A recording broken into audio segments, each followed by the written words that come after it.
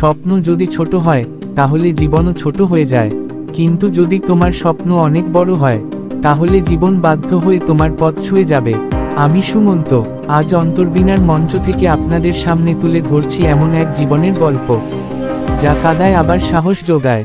এই গল্প শুধু এক বাবা আর ছেলের নয়, এই গল্প হচ্ছে লাখো মানুষের যারা প্রতিদিন বাঁচে শুধু একটা আশায়। আজকে আমরা কথা বলবো দ্য পারসিউট অফ হ্যাপিনেস, হলিউডের সেই বিখ্যাত সিনেমার সত্য ঘটনার ওপর ভিত্তি করে বানানো হৃদয় ছোঁয়া এক গল্প। আসুন ডুবে যাই এই ভালোবাসা, ত্যাগ আর লড়াইয়ের অনন্য গল্পে। ক্রিস গার্ডনার একজন সাধারণ মানুষ, কিন্তু এক অসাধারণ জীবন সামাজিক যোদ্ধা। দিনের পর দিন সে ঘুরে বেড়াতো একটি ব্যয়বহুল মেডিকেল মেশিন বিক্রি করতে, ডাক্তারদের কাছে, হাসপাতালের বাইরে। কিন্তু সেই যন্ত্রের দরকার কারো ছিল না, আর ওই যন্ত্রটি দেখার সময় কারো ছিল না। তাই সবাই তাকে যন্ত্রটি কেনার জন্য মানা করে দিয়েছিল। কাজ নেই, ইনকাম বন্ধ, বাসা ভাড়া বাকি বহুদিন ধরে। শেষ পর্যন্ত ঘরের মালিক তাকে বাসা বাড়ি থেকে বার করে দেয়। স্ত্রী ক্লান্ত, কি করুণ দৃশ্য, চোখে জল এসে গেল আমারই। তার থেকে সন্তানকে নিয়ে সে একা, নিঃসঙ্গ, গরিব মানুষের উপকার কেউ করে না। আত্মীয় স্বজনরাও তার সঙ্গে সম্পর্ক রাখে না, কারণ সে গরিব। এই অবস্থার মধ্যে একটা পুরনো স্বপ্ন তাকে টানছিল বারবার, আমি একজন সফল মানুষ হব। আর তার জন্য সে কঠোর পরিশ্রম করতে প্রস্তুত ছিল। এই স্বপ্ন শুধু তার নিজের জন্য ছিল না, ছিল তার ছোট্ট ছেলে ক্রিস্টোফারের জন্য। সবচেয়ে কষ্টের সময়টা এল যখন স্ত্রী চলে গেল তার বাবার সাথে বাবার বাড়ি। ছেলেকেও সাথে নিয়ে গেল না, ছেলেকে রেখে গেল একা বাবার সঙ্গে। কাজ নেই, টাকা নেই, খাবার নেই, থাকার জন্য বাসা নেই। এই অবস্থায়ও ক্রিস হাল ছাড়েনি।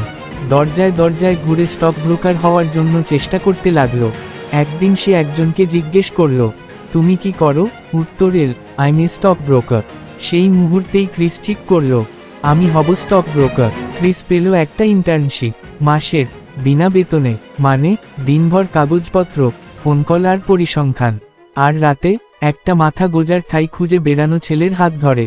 অনেক রাত তারা কাটিয়েছে রেল স্টেশনের বাথরুমে, কখনো চার্চের গির্জার এক কোনায়, আর কখনো সরকারি শেল্টারে একটা বিছানার জন্য কাতারে দাঁড়িয়ে। সেই বিখ্যাত দৃশ্য যেখানে ক্রিস নিজের ছেলেকে বুকে জড়িয়ে ধরে, টয়লেটের ভিতরে মেঝেতে শুয়ে কাঁদছে, সেই মুহূর্তেই প্রমাণ হয়ে যায় এই লোকটা হার মানতে জানে না। ইন্টার্নশিপের মধ্যে ছিল শতাধিক প্রতিযোগী, কিন্তু শুধু একজন পাবে চাকরি। ক্রিস দিনে 8 ঘন্টার কাজ 6 ঘন্টায় করত, কারণ তাকে অফিস শেষে ছেলেকে নিয়ে থাকার জায়গা খুঁজতে হতো। সে শিখেছিল কিভাবে দ্রুত কাজ শেষ করা যায়, কিভাবে কাস্টমারকে বিশ্বাস করানো যায়, আর ইম্পর্টেন্টলি কিভাবে ছেলেকে হাসি খুশি রাখা যায় যখন নিজের ভেতরটা কাটছে। এই সময়ে সে তার ছেলেকে পড়াতো, হাসাতো, সাহস দিত, কারণ ছেলের চোখে সে ছিল সুপার ড্যাড। দিন গড়ালো, পরীক্ষা হলো, ইন্টারভিউ হলো, প্রতিদ্বন্দ্বিতা ছিল তুঙ্গে।